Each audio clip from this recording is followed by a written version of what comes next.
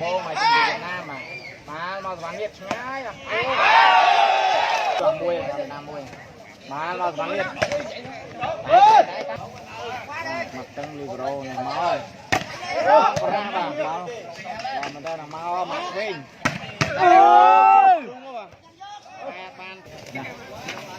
mà mau với mặt tao pin mà mặt pin điệt má với mặt con linh mau văn liệt này cho nó văn liệt mà mau văn liệt đó mà mặt pin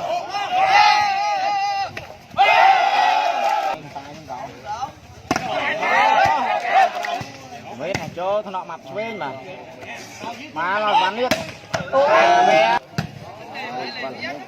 mau mà văn liệt ngay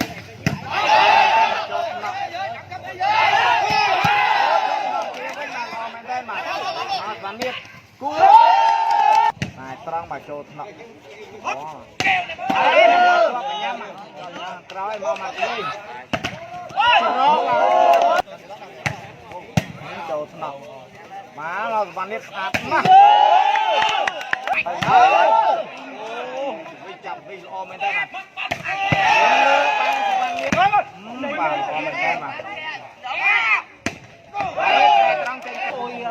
lo mà mà bạn sai trăng luôn sai trăng của mình đi ra lo mình đây nó kia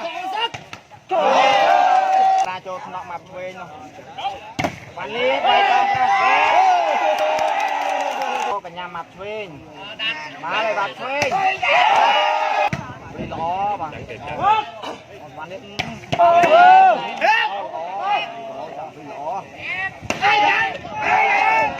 mà hơi này ô mà cho thằng đâu về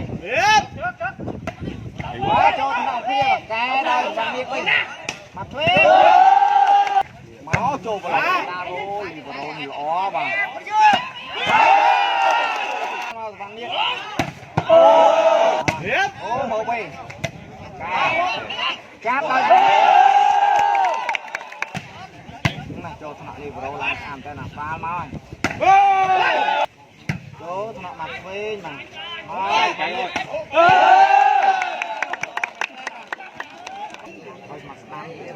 đếm 19 điều.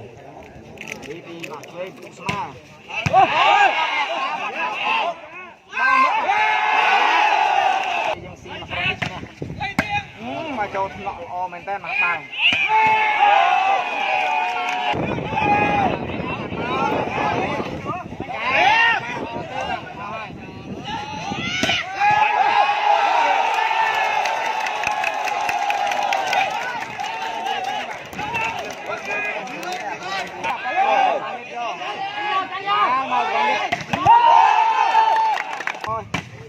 chỗ có lọt đàn cá nằm điện bằng